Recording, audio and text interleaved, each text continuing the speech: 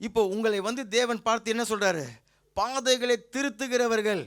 உங்களுடைய சந்ததியில் உங்களுடைய வீட்டாரெல்லாம் இப்படி போய் கொண்டு இருந்தாங்க. இப்போ நீங்கள் திருப்பி தேவனுடைய பாதையில் நடக்கிறவர்களாக, நீங்கள் பாதையை திருப்பி விடுறவர்களாக தேவன் உங்களையும் என்னையும் அவர் பார்க்கிறார். எத்தனை பேர் அதை விசுவாசிக்கிறீங்க? உங்கள் மூலியமாக ஒரு பெரிய ஆவிக்குரிய சந்ததியே தேவன் உருவாக்குகிறார். ஆபிரகாமை ஆசீர்வதித்து ஆவிக்குரிய சந்ததியாக உருவாக்கினார் இல்லையா? உங்கள் மூலியமாக உங்களை பாதைகளை திருத்துகிறவர்களாக தேவன் பார்க்கிறார். அஸ்திபாரத்தின் மேலே கட்டுகிறவர்களாக உங்களை பார்க்கிறார். பாழாய் கடந்த ஸ்தலங்களை எல்லாம் மறுபடியும் எடுப்பித்து கட்டுகிறவர்களாக உங்களை பார்க்கிறார். சத்துரு நுழையக்கூடிய அந்த ஓட்டைகள் திறப்பானதை அடைக்கிறவர்களாக தேவன் உங்களை பார்க்கிறார். அப்போ அதுக்கு நான் எப்படி அந்த வாசலை கட்டி எழுப்ப வேண்டும்? என்னுடைய சந்ததியை நான் கர்த்தருக்குள்ளாக எப்படி நான் கட்டி எழுப்ப வேண்டும் சொன்னாக்கா, இன்னைக்கு நான் என்னுடைய வாசலை, அந்த பழைய வாசலை நான் பழுது பார்த்து கட்டினேன்னு சொன்னாக்கா, உங்களுடைய பிள்ளைகள் அதை பின்பற்றுவாங்க, உங்களுடைய பிள்ளைகளுடைய பிள்ளைகள் அதை பின்பற்றுவாங்க, உங்களுடைய சந்ததி அதை பின்பற்றும். நீங்கள் ஆவிக்குரிய சந்ததியாக ஆகிவிடுவீர்கள். அல்லேலூயா. அப்போ முதல் காரியம் எதுன்னு கேட்டாக்கா, எப்படி என்னுடைய அந்த பழைய வாசலை எப்படி நான் பழுது பார்த்து கட்டுகிறேன்? முதல் காரியத்தை எழுதி கொள்ளுங்க. தேவனுடைய வார்த்தைக்கு நம்ம திரும்பி விட வேண்டும். ஆமேன். இப்போ அன்பு, நீதி, பரிசுத்தம், கீழ்ப்படிதல் இல்லையா, அதெல்லாம் நம்ம சொன்னோம். ஆனால் அது எப்படி உண்டாகும்? சும்மா நம்ம எழுதி வச்சுட்டாக்கா அது வருகிறது கிடையாது. வசனத்துக்கு உங்களை திருப்பி கொள்ள வேண்டும். என்னன்னைக்கு விசுவாசிகள், ரட்சிக்கப்பட்ட விசுவாசிகள், பைபிள் படிக்காத விசுவாசிகள் இருக்கிறாங்க. ஞானஸ்நானத்தை வாங்கிட்டு பைபிள் படிக்காத கிறிஸ்தவர்கள் இருக்கிறார்கள். அப்படி இருந்தாக்கா நீங்கள் தேவனுடைய பாதைகளை நடத்த மாட்டீங்க. வீட்டில் நீங்கள் பைபிளை திறந்து படிக்கிறவர்களாக நீங்கள் இருப்பீர்கள். 2 தீமோத்தேயு புஸ்தகம் 3வது அதிகாரம் 16-17 பாருங்க. வேத வாக்கியங்கள் எல்லாம் தேவ ஆவியினாலே அருளப்பட்டிருக்கிறது. தேவனுடைய மனுஷன் தேறினவனாகவும் எந்த நற்கிரியம் செய்ய தகுதி உள்ளவனாகவும் இருக்கும்படியாக அவைகள் உபதேசத்திற்கும், கடிந்து கொள்ளுதலுக்கும், சீர்திருத்தலுக்கும், நீதியை படிப்புக்குதலுக்கும் பிரயோஜனமுள்ளவைகளாக இருக்கிறது. ரட்சிக்கப்பட்டு 20 வருஷம் இருக்கலாம், ரட்சிக்கப்பட்டு 15 வருஷங்கள் இருக்கலாம். ஆனால் பைபிள் படிக்காத ஆவிக்குரிய விசுவாசிகள் இருக்கிறார்கள். அப்போ தேவன் சொல்கிறாரு, நீ உன்னுடைய வழியை கர்த்தருடைய வழி பக்கமாக நீ திருப்பணும், பூர்வ வழியில் நீ திரும்பணும்.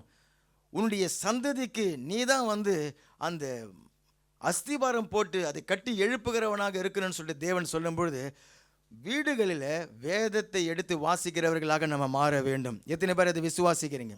எத்தனை பேர் அதை நீங்கள் ஒப்பு கொடுக்குறீங்க? சபைகளில் கூட இன்றைக்கி பிரசங்கத்துக்கு முக்கியத்துவம் இல்லை, வெறியும் பாடல்களிலையும் எமோஷன்கள்லையும் ஜனங்களை நடத்திட்டு ஜனங்களை அப்பா கத்தி கூவணும்னு சொல்லிட்டு ஆடணும் பாடணும்னு சொல்லிட்டு அவர்கள் போய்விடுவார்கள். வசனத்தினால் கட்டப்படுகிறது இல்லை, ஜனங்கள் வார்த்தையினால் கட்டப்படுகிறது இல்லை. அப்போ நான் ஒவ்வொரு நாளும் நான் வேதத்தை வாசிக்க நான் என்னை அர்ப்பணித்துக் கொள்ளுகிறேன். அப்போஸ்தலர் நடபடிகள் 17-11 வாசிக்கும் பொழுது, அந்த பட்டணத்தார் மனோவாஞ்சியாக வசனத்தை ஏற்றுக்கொண்டு காரியங்கள் இப்படி இருக்கிறதா என்று தினந்தோறும் வேத வாக்கியங்களை ஆராய்ந்து பார்த்ததுனால தெசலோனிக்கேயில் உள்ளவர்களை பார்க்கலும் நற்குணசாலிகளாக இருந்தார்கள். 1 கொரிந்தியர் 6 அந்த 10 பாவ காரியங்களை பார்த்தோம் இல்லையா, அதெல்லாம் நற்குணமா இல்லை தீமையான குணமா? அதெல்லாம் அநியாயம் பாருங்கள், அதெல்லாம் அட்டுழியமான காரியங்கள். ஆனால் இந்த வேதத்தை எடுத்து வாசித்து தியானிக்கிற பிள்ளைகள், அனுதினமும் கிரமமாக வேதத்தை வாசிக்கிறவங்களுக்குள்ளார தேவன் நற்குணங்களை அவர் உண்டு பண்ணுவார் என்று சொல்லி இந்த வசனம் சொல்லுகிறது. பெரோயா பட்டணத்து ஜனங்கள் அப்படியாக நற்குணசாலிகளாக இருந்தார்கள் என்று சொல்லிட்டு அந்த வேத வசனம் நமக்கு சொல்லுகிறது. சரி, 2வது அந்த பழைய வாசலை நான் எப்படி பழுது பார்த்து கட்டி எழுப்புகிறேன்னு சொன்னாக்கா, வார்த்தையை நம்ம வாசிக்கிறோம், பிரசங்கத்தை கேட்கிறோம், அந்த அறிவை மாத்திரம் நம்ம வளர்த்து கொண்டு இருந்தாக்கா தேவனால் ஆசீர்வதிக்க முடியாது. தேவன் அறிவை ஆசீர்வதிக்கிறது கிடையாது, மாறாக அந்த வசனத்திற்கு கீழ்ப்படிதலுக்கு ஒப்பு கொடுக்கும் பொழுது தான் தேவனுடைய ஆசீர்வாதம் இறங்கி வருகிறது. ஆமேன் சொல்லுங்க. யாக்கோபு புஸ்தகம் 1வது அதிகாரம் 22. அல்லாமலும் நீங்கள் உங்களை வஞ்சிக்காதபடிக்கு திருவசனத்தை கேட்கிறவர்களாய் மாத்திரம் அல்லாமல் அதன்படி செய்கிறவர்களாகவும் இருங்கள். எத்தனை பேர் அதன்படி செய்கிறவர்களாக இருக்கலாம்னு சொல்லிட்டு இருக்கிறீங்க? திருவசனத்தை கேட்கிறவர்கள் மாத்திரமல்ல, வருஷம் முழுவதும் தேவனுடைய வார்த்தைகளை நம்ம ஆலயத்தில் கேட்டுக்கொண்டு இருப்போம். உபவாச கூட்டங்களில் கேட்கிறோம், வெள்ளிக்கிழமை கூட்டங்களில் கேட்குறோம், அதிகாலை ஜபத்தில் கேட்கிறோம். ஆனால் அந்த வார்த்தைக்கு கீழ்ப்படிய அர்ப்பணிக்காமல் இருக்கும் பொழுது தேவன் அதை ஆசீர்வதிக்க முடியாது. அதனால தான் அந்த 1 கொரிந்தியர் 6 வரக்கூடிய அந்த 10 காரியங்கள் அந்த லிஸ்ட்டில் இருக்கிற விசுவாசிகளாக ஆகிவிடுகிறார்கள். கொரிந்து சபை விசுவாசிகளாக ஆகிவிடுகிறார்கள். ஏன்னு சொன்னாக்கா, வெறும் வசனத்தை கேட்கிறவர்களாக இருக்கிறாங்களே தவிர அந்த வசனத்தின்படி செய்ய தங்களை அர்ப்பணித்து கொள்கிறது கிடையாது. அப்போ இன்றைக்கு ஒரு கரங்களை உயர்த்தி தீர்மானம் எடுங்க, ஆண்டவரே, நாங்கள் வசனத்தை கேட்கிறவர்களாக மாத்திரம் கிடையாது, வசனத்தின்படி செய்கிறவர்களாக நாங்கள் எங்களை அர்ப்பணிக்கிறோம். நம்ம அர்ப்பணிச்சோன்னு சொன்னாக்கா, நம்ம அதை விரும்பணும்னு சொன்னாக்கா, விசுவாசித்தோன்னு சொன்னாக்கா தேவன் அதை செய்வார். எத்தனை பேர் அதை விரும்புகிறீங்க? எத்தனை பிரசங்கத்தை நம்ம கேட்டு இருக்கிறோம் பாருங்க. நிறைய பேர் அது எப்படி பிரசங்கத்தை கேட்குறதுனா, சரி சீக்கிரம் முடிங்க, நம்ம கிளம்பணுன்றதுல இருப்பாங்க. எதையும் கற்றுக்கொள்கிறவர்கள் கிடையாது. ஸ்கூலுக்கு போகிற பையன் எதையும் கற்றுக்கொள்ளலன்னு சொன்னாக்கா ஃபீஸு வேஸ்ட்டு, அவன் கிளம்பி போனது வேஸ்ட்டு, அங்கே நின்று ஒரு வாத்தியரை கற்றுக் கொடுத்தது வேஸ்ட்டு, எல்லாமே வேஸ்ட்டாக மாறிவிடும். அதே போல் தான் சபைகளுக்கு நிறைய பேர் போயிட்டு வருகிறாங்க. முடிச்சுட்டு என்ன பிரசங்கம் பண்ணாருன்னு போய் கேட்டு பாருங்களேன், தெரிலங்க, இல்லையா, என்ன பிரசங்கன்னு சொல்லிட்டு தெரியாது. சிலர் ஃபோனை வச்சுக்கிட்டு சபையில் ஃபோனை வைத்து கொண்டு நோண்டி கொண்டு இருப்பாங்க. அப்போ தான் ஃபேஸ்புக்கை பார்த்து கொண்டு, அப்போ தான் வாட்ஸ்அப்பை பார்த்து கொண்டு, அப்போ தான் மெயில் செக் பண்ணி கொண்டு, இல்லையா, ஏன்னா சபையை விட்டு வெளியில் இருக்கிற நேரமெல்லாம் பிஸி, சபையில் வந்தால் தான் ஃப்ரீ. அப்போது அதுதான் நோண்டி கொண்டு இருக்கிறது. அப்போ அந்த வசனத்தை கேட்கறதுல நம்ம கவனமாக இருக்கணும். அதை கேட்டு அதை கை கொள்ளுகிறதுக்கு நம்ம அர்ப்பணித்து கொள்ள வேண்டும். கர்த்தருடைய நாம மகிமை அடைவதாக. அல்லேலூயா. 3வது, கர்த்தருடைய அந்த பழைய வாசலை நான் எப்படி பழுது பார்த்து கட்டுகிறேன்னு சொன்னாக்கா, பரிசுத்தத்திற்கு, பரிசுத்தம் தான் தேவனுடைய வழின்னு சொல்லி பார்த்தோம். ஆனால் அந்த பரிசுத்தத்துக்கு நம்ம கொடுத்தால்தான் அந்த பழைய வாசலை நீங்கள் கட்டி எழுப்ப முடியும். பரிசுத்தம்னு சொன்னால் என்ன அர்த்தம்? உலகத்திலிருந்து பிரித்து எடுக்கப்பட்டு தேவனோடு கூட இருக்கிறதுக்கு பேர் தான் பரிசுத்தம். உலகத்தின் சித்தத்தை செய்து கொண்டு இருக்காம தேவனுடைய சித்தத்தை செய்வதற்காக இருக்கிறது தான் பரிசுத்தம். இப்போ 2 கொரிந்தியர் 6வது அதிகாரம் 14வது வசனத்தை பாருங்கள். அந்நிய நுகத்தில் அவிசுவாசிகளுடனே கூட பிணைக்கப்படாமல் இருப்பீர்களாக. பிணைக்கப்பட்டிருக்கிறீங்களா? அந்நிய நுகத்தில் அவிசுவாசிகளுடனே கூட பிணைக்கப்படக்கூடாது. தேவனுடைய பிள்ளைகள், ரட்சிக்கப்பட்ட தேவனுடைய பிள்ளைகள், ரட்சிக்கப்பட்ட தேவனுடைய பிள்ளைகள் கூட தான் பிணைக்கப்பட வேண்டும். பிணைக்கப்படுகிறது அங்கே முக்கியமாக வருகிறது திருமண காரியம், திருமண உடன்படிக்கை, அதில் பிணைக்கப்பட்டு விடக்கூடாது. அப்போ சொல்கிறார், அந்நிய நுகத்தில் அவிசுவாசிகளும் கூட பிணைக்கப்படாமல் இருப்பீர்களாக. தேவனுடைய ரட்சிக்கப்பட்ட பிள்ளைகள், தேவனுடைய ரட்சிக்கப்பட்ட பிள்ளைகளோடு தான் அந்த திருமண உடன்படிக்கை உண்டாக வேண்டும். கர்த்தருடைய நாம மகிமையடைவதாக. நீதிக்கும் அநீதிக்கும் சம்பந்தம் ஏது? அநீதியான காரியங்கள் கூட சம்பந்தம் வைத்துக் கொள்ளாமல் அதிலிருந்து விட்டு விலகுகிறது தான் பரிசுத்தம். ஒளிக்கும் இருளுக்கும் ஐக்கியம் ஏது? அங்கே சொல்லப்பட்டிருக்கிற ஒளி யாரு? நான் தான் அந்த ஒளி. ஆமேன். நீங்கள் தான் அந்த ஒளி. அப்போ இருள் ஏதுன்னு சொன்னாக்கா பாவ உலகம் தான் இருள். அப்போ ஒளிக்கும் இருளுக்கும் அங்கே அந்த சம்பந்தம் ஏது? இல்லையே. அடுத்தது, கிறிஸ்துவுக்கும் பேலியாளுக்கும் இசைவேது. யார் அந்த கிறிஸ்து? அங்கே சொல்லப்பட்டிருக்கிற கிறிஸ்து யார்? நான் தான் அந்த கிறிஸ்து. சொல்லுங்கள், நான் தான் அந்த கிறிஸ்து. உங்களுக்குள்ள தான் இருக்கிறார். அல்லேலூயா. அப்போ கிறிஸ்துவுக்கும் பேலியாளுக்கும் அங்கே இசைவு ஏது? ஏது கிடையாது. பாருங்க, அவிசுவாசியுடனே விசுவாசிக்கு பங்கு ஏது? அங்கே வரக்கூடிய விசுவாசி யாரு? நான் தான். தேவனுடைய ஆலயத்துக்கும் விக்கிரகத்துக்கும் சம்பந்தம் ஏது? தேவனுடைய ஆலயம் எது? அங்கே நான் தான் அந்த தேவனுடைய ஆலயம். நீங்கள் யாரு? தேவனுடைய ஆலயத்துக்கும் அப்போ விக்கிரகத்துக்கும் சம்பந்தம் ஏது? நான் அவர்களுக்குள்ளே வாசம் பண்ணி அவர்களுக்குள்ளே உலாவி அவர்கள் தேவனாயிருப்பேன், அவர்கள் என் ஜனமாயிருப்பார்கள் என்று தேவன் சொன்னபடி நீங்கள் ஜீவனுள்ள தேவனுடைய ஆலயமாயிருக்கிறீர்களே. ஆனபடினாலே நீங்கள் அவர்கள் நடுவில் இருந்து புறப்பட்டு பிரிந்து போய் அசுத்தமானதை தொடாமல் இருங்கள் என்று கர்த்தர் சொல்லுகிறார். அப்பொழுது நான் உங்களை ஏற்றுக்கொண்டு உங்களுக்கு பிதாவாக இருப்பேன், நீங்கள் எனக்கு குமாரரும் குமாரத்திகளுமாய் இருப்பீர்கள் என்று சர்வ வல்லமை உள்ள தேவன் சொல்லுகிறார். ஆமேன். நீங்கள் அந்நிய நுகத்தில் நீங்கள் பிணைப்படும் பொழுது நீங்கள் அசுத்தத்தை தொடுகிறீங்கன்னு சொல்லிட்டு அர்த்தம். அநீதியான காரியத்தை செய்யும் பொழுது அசுத்தத்தை தொடுகிறீங்க. இருளோடு கூட ஐக்கியப்படும் பொழுது அசுத்தத்தோடு நீங்கள் ஐக்கியமாகிறீங்க.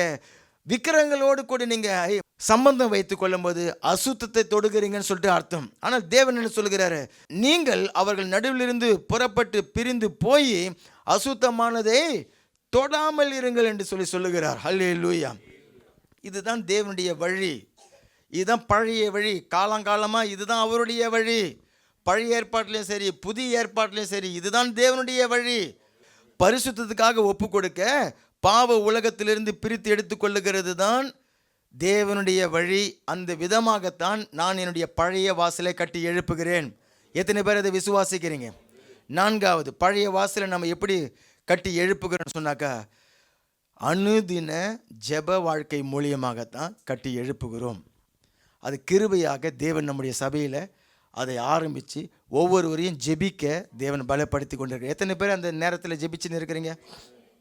எத்தனை பேர் ஜெபத்துக்கு ஒப்பு கொடுத்துருக்கிறீங்க?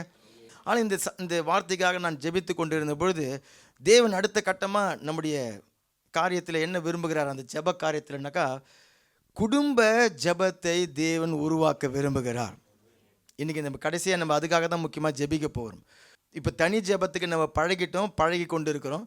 குடும்ப ஜெபம், கணவர் மனைவி பிள்ளைகள் உட்கார்ந்து ஜெபிக்கிற அந்த ஜெபத்திற்கு நம்மை பழக்கி கொள்ள வேண்டும். அல்லேலூயா. அது நம்ம கிறிஸ்தவ குடும்பம்னாக்கா அதுதான். பார்த்தீங்களா, கிறிஸ்தவ குடும்பம் இதுதான் பழைய வழி.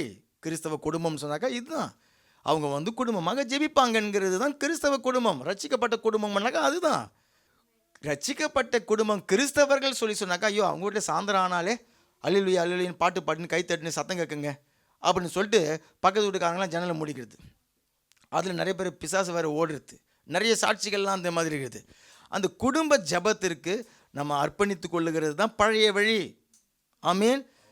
இன்றைக்கி மாடர்ன் கிறிஸ்தவங்கள் என்ன ஆகிட்டாங்க? அதுவும் நம்ம யூரோப்புக்கு வந்துட்டோம், நம்ம ஃப்ரான்ஸுக்கு வந்துட்டோம். அதனால் பைபிளை எடுக்கிறதே பெரிய விஷயமா ஆயிடுச்சு. பைபிளை எடுக்க வச்சாச்சு. தனி ஜெபத்துக்கே பெரிய கஷ்டமாக இருந்தது, தனி ஜெபமாக செய்ய வச்சாச்சு. இப்போ அடுத்த கட்டத்துக்கு தேவன் நம்ம நகர்த்தி கொண்டு செல்கிறார். குடும்ப ஜெபம் செய்ய பண்ணுகிறார். எத்தனை பேர் அதை விசுவாசிக்கிறீங்க? பெரிய ஆசீர்வாதங்க அது. நீங்கள் பெரிய ஆசீர்வாதம். அல்லேலூயா. அது நான் சாட்சியாக உங்களுக்கு நான் பிற்பாடு அந்த குடும்ப ஜெபத்தை குறித்து சொல்லும்போது சொல்கிறேன். குடும்ப ஜெபத்துக்காக இப்பொழுதுலேருந்தே நீங்கள் ஜெபியுங்க. கணவர் மனைவி பிள்ளைகள் உட்கார்ந்து வாரத்தில் 7 நாளும் ஜெபிக்க முடியாது, வாரத்தில் 2 நாளாவது குறைஞ்சபட்சம், 3 நாளாவது குறைஞ்சபட்சம். எந்த பிள்ளை வீட்டில் இருக்கிறத கூட்டு உட்கார வச்சு ஜெபிக்கணும். எல்லா பிள்ளைகளும் ஒரே சமயத்தில் பெரிய பிள்ளைகள் ஆகிவிடும்போது என்ன ஆயிடுறாங்க? எல்லா பிள்ளைகளும் ஒரே நேரத்தில் வருதில்லை. அதனால் சின்ன பிள்ளைகளை வைத்து கொண்டு இருக்கிறவங்க இப்போவே அதை ஆரம்பிச்சிடுங்க. ரொம்ப பெரிய கிருபை அது உண்டு பண்ணிவிடும். பெரிய பிள்ளைகள் ஆகிட்டாக்கா எல்லாருமே ஒரே சமயத்தில் ஸ்கூல் முடிச்சுட்டு வருதில்லை. எந்த பிள்ளை இருக்கிறாங்களோ உட்கார வச்சு நீங்கள் குடும்பமாக இணைந்து ஜெபிக்கிறது அவசியம். அப்போது அப்படி தான் என்னுடைய பழைய வாசலை நான் கட்டி எழுப்புகிறேன். இந்த விதமாக எத்தனை பேர் கட்டி எழுப்பலான்னு இருக்கிறீங்க? நான் கட்டி எழுப்ப ஒப்பு கொடுக்கிறேன். அல்லேலூயா. 5வதாக எது பழைய வாசலை எனக்கு கட்ட பண்ணுகிறதுன்னு சொன்னாக்கா, சிலுவையை நோக்கி பார்க்கிறது தான் பழைய வாசலை கட்டி எழுப்பும். ஏன்னா அந்த வரக்கூடிய எல்லா வாசலும் இயேசு கிறிஸ்துவை பற்றி தான். பழைய வாசலை கட்டி எழுப்புகிறதுன்னு சொல்லும் பொழுது இயேசு கிறிஸ்துடைய சிலுவையை நோக்கி பார்க்கக்கூடிய அந்த வாழ்க்கைக்கு நம்ம அர்ப்பணித்து கொள்ளும்போது நீங்கள் பழைய வாசலை கட்டுகிறீங்கன்னு சொல்லிட்டு அர்த்தம். அப்போ இன்றைக்கே ஒரு சிலுவையை வாங்கின்னு போய் வீட்டில் நான் வச்சுக்கிறேன்னு சொல்லிட்டு கிடையாது. இல்லை, சிலுவையை நோக்கி பார்க்கக்கூடிய ஒரு வாழ்க்கை. அதை சுருக்கமாக நான் சொல்லி முடிக்கிறேன். கொரிந்து சபையை பற்றி தான் நான் சொல்லி கொண்டிருக்கிறேன். இந்த கொரிந்து சபையில் பல பிரச்சனைகள் பாருங்கள், பல பிரச்சனைகள் விசுவாசிகள் மூலியமாக. ஏன்னா விசுவாசிகள் ஆவிக்குரிய குழந்தைகளாக இருக்கிறாங்க, கிறிஸ்துவுக்குள்ள குழந்தைகளாக இருக்கிறாங்க, மாம்சீகமாக இருக்கிறாங்க, மனுஷ வழிகளில் நடந்து கொண்டு இருக்கிறாங்க. 20 வருஷமாக ரட்சிக்கப்பட்டவங்கன்னு சொல்லிட்டு பேர், 10 வருஷமாக ரட்சிக்கப்பட்டவங்கன்னு சொல்லிட்டு பேர். கொரிந்து சபையில் இருக்கிற இந்த விசுவாசிகள் அப்படியாக இருக்கிறார்கள். கர்த்தருக்குள்ளாக வளரவே இல்லை. அதனால் வாக்குவாதங்கள், அதனால் அங்கே பொறாமைகள், ஊழியக்காரரை குறை சொல்கிறாங்க, பிரசங்கத்தை குறை சொல்லுகிறாங்க. அங்கே விபச்சாரம் பாவம் இருக்கிறது, கோர்ட்டும் கேசுமாக இருக்கக்கூடிய அந்த காரியங்கள் இருக்கிறது. அதே சமயத்தில் அங்கே திருமணம், அந்த திருமணத்தை குறித்து ஒரு தெளிவு இல்லாமல் இருக்கக்கூடிய அந்த காரியங்கள் அங்கே இருக்கிறது. இப்படி பல பிரச்சனைகள் அந்த கொரிந்து சபையில் ஓடிக்கொண்டிருக்கிறது. திருவிருந்தை கூட அடிச்சு பிடிச்சிக்கின்னு திருவிருந்தில் பங்கு பெறுகிற அளவுக்கு இருக்கிறாங்க. அப்படின்னாக்கா எவ்வளோ மாம்சீகமாக அவங்க இருந்திருக்கிறாங்க பாருங்கள். அப்போது இந்த கொரிந்து சபைக்கு அப்போஸ்தலனாகிய பவுல் எழுதும்பொழுது கல்வாரி சிலுவையை நோக்கி பார்க்கும்படிக்கு அவர்களை அவர் திருப்புகிறார். எல்லா பிரச்சனைக்கும் அந்த தீர்வாக அவர் முதல் அதிகாரத்திலேயே ஒரு வசனத்தை சொல்கிறார். அதை மாத்திரம் வாசித்து நம்ம முடிக்கலாம். 18வது வசனத்தை பாருங்கள். சிலுவையை பற்றிய உபதேசம் கெட்டு போகிறவர்களுக்கு பைத்தியமாக இருக்கிறது, ரட்சிக்கப்படுகிற நமக்கோ அது தேவ பலனாக இருக்கிறது. முதல் அதிகாரம் இவ்வளோ பல பிரச்சனைகளை அந்த சபையில் டீல் பண்ண போகிறாரு. ஒரு அதிகாரத்திலையும் ஒரு பிரச்சனையை எடுத்து டீல் பண்ண போகிறாரு. ஆனால் அந்த ஜனங்களுடைய கண்களை எதிர்பக்கமாக திருப்புகிறார்னாக்கா கல்வாரி சிலுவை. ஆமீன். ஏன் அப்படி சொன்னாக்கா அந்த கல்வாரி சிலுவையில் தான் கீழ்ப்படிதலை பார்க்க முடியும். ஆமீன். அந்த 5 காரியங்கள் சொன்னோம் இல்லையா ஆரம்பத்தில், தேவனுடைய வழிகள் சொன்னாக்கா எதுன்னு சொல்லிட்டு, கல்வாரி சிலுவையை பார்க்கும் பொழுது தான் கீழ்ப்படிதலை பார்க்க முடியும். கல்வாரி சிலுவையை பார்க்கும் பொழுது தான் இயேசு கிறிஸ்து தேவன் மேலே எவ்வளோ விசுவாசம் வைத்திருந்தார், மரணத்தை கூட ருசி பார்க்க அவர் ஆயத்தமாக இருந்தால் அவருக்கு தெரியும், இந்த ஆவியை அவரிடத்தில் ஒப்பு கொடுத்தால் அதை அவர் மீட்டு விடுவார்னு சொல்லிட்டு தெரியும். என்னுடைய சரீரத்தை பாதாளத்தில் விட மாட்டார்னு சொல்லிட்டு விசுவாசித்தார். ஒரு மனுஷன் உயிரோடு இருக்கும்போது எதையாவது விசுவாசிக்கலாம், ஆனால் நான் செத்ததுக்கு அப்புறம் எனக்கு இது நடக்கும்ட்டு ஒரு மனுஷன் விசுவாசிக்கிறான் இல்லையா, அது பெரிய விசுவாசம். அந்த விசுவாசத்தோடு தான் ஆண்டவர் மரித்தார். நான் மரிப்பேன், மரிச்சதுக்கு அப்புறம் நீங்கள் விசுவாசிக்கிறதுக்கு நீங்களே இல்லை பாருங்கள். புரியுதா உங்களுக்கு? நீங்கள் மரிச்சதுக்கு அப்புறம் எதையாவது விசுவாசிக்கிறது நீங்கள் ஆளே இல்லை, ஆனால் இயேசு விசுவாசித்தார் முன்னாடியே. அல்லேலூயா. சிலுவையை பார்க்கும் பொழுது அந்த விசுவாசத்தை நம்ம அங்கே பார்க்கிறோம். சிலுவையை பார்க்கும் பொழுது தான் அன்பை நம்ம பார்க்கிறோம். அதுதான் தேவனுடைய வழிகள்.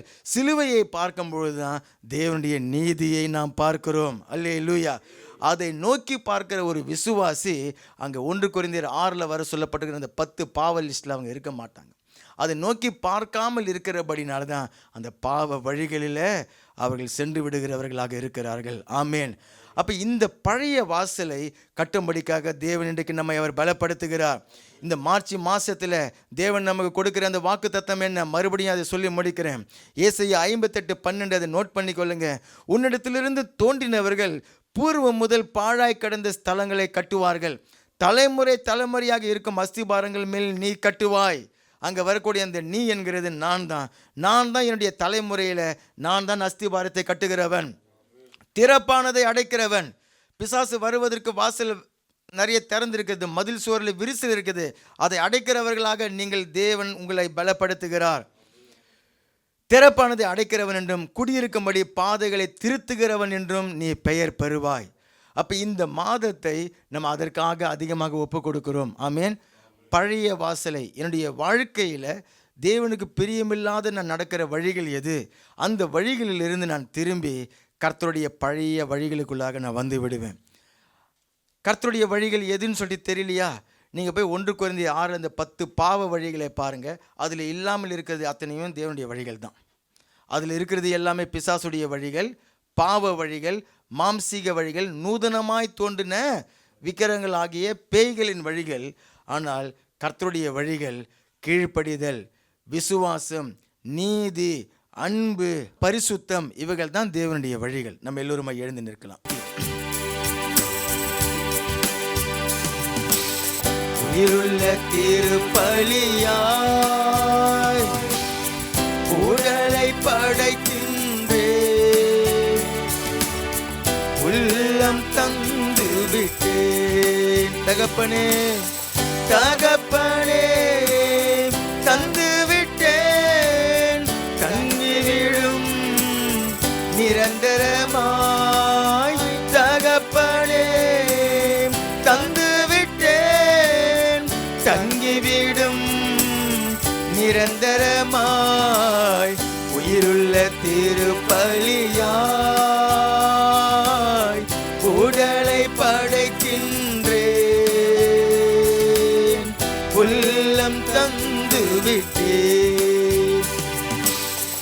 உலக போக்கில் நடப்பதில்லை, ஒத்த வேஷம் தரிப்பதில்லை. உலக போக்கில் நடப்பதில்லை, ஒத்த வேஷம் தரிப்பதில்லை. என் மனம் புதிதாக வேண்டும், திருசித்தம் புரிந்து வாழ வேண்டும். என் மனம் புதிதாக வேண்டும், திருசித்தம் புரிந்து வாழ வேண்டும். தகப்பனே தந்து விட்டேன், தங்கிவிடும் நிரந்தரமாய்.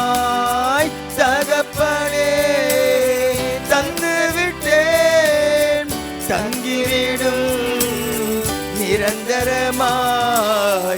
உயிருள்ள திருப்பலியாய் உடலை படைக்கின்றேன், உள்ளம் தந்து விட்டேன்.